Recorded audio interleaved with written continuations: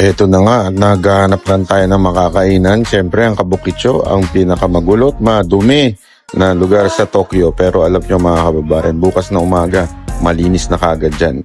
At eto naman yung pinaka-famous disco nila, yung Warp. At mga kabataan at mga foreigner nandito. At naku, ayan naman yung mga girls bar na tinatawag. O ha, mga kababayan, inom-inom lang yan dyan. Walang hipo-hipo dyan. At eto naman yung mga ramen. Pwede mong makikita mo sila sa gabi. At alam nyo ba, sa madaling araw din ginagawa yung mga bagay-bagay dito sa Japan. Para kinabukasan, gawa na kagad. Tulad nito, bukas ayos na kagad dyan. At grabe, madaling araw na pero punong-puno pa rin ang tao dito sa Kabukicho. Para talagang ito yung tinatawag nilang Times Square ng Amerika. At syempre, ang daming mga kainan. At ang nakita nga natin una ay itong oden. Ang sarap nito sa mga conveni. Healthy yan. Mamimili ka lang dyan. Kuha ka lang ng kuha. Tingnan mo ito At magugulat kayo sa ending nito. Dahil kahit kumuha kayo ng madami, ay honesty is the best policy ang meron dito sa Japan. Kasi paglagay mo ng soup, makakumpleto mo na yan. At babayaran mo na yan. Ikaw ang magsasabi kung anong laman na naandyan. So kung hindi ka honest, abay makakalusot ka. Di ba?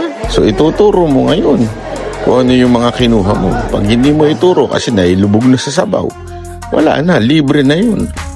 Kaya lang honest talaga mga Japanese. Eto na nga, dito na tayo na uwi.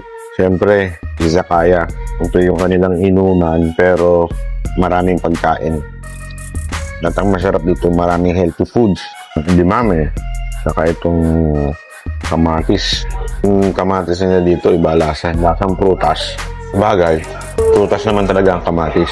Hindi gulay. Pero sa atin kasi, lasang gulay.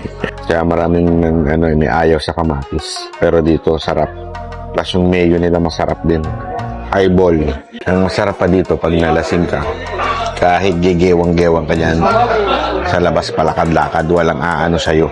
Walang dudukot ng gamit mo. Walang snacker. Walang riding in tandem. Parker, sa loob mismo ng bar, may snacker. Kampay. Sarap. May in-order pa tayo isa.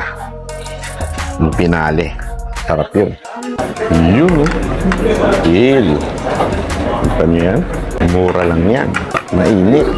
Kita nyo yung il, Ang sarap mo, be. Agoy. Diba? Mura lang ito, Compare sa il sa atin. Tsaka madami. Half lang ito, May whole pa. Diba?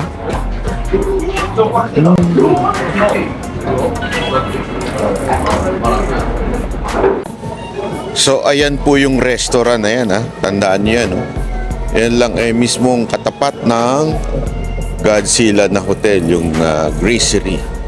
Ito diba? Yan yung Isikaya na yun. Masarap dyan. Sakto lang ang presyo. Okay? So, libot-libot muna tayo ditong pagiwang-gewang. Naparami yung ulunghay natin, Ayop yan. Ulunghay, pamorkam pa.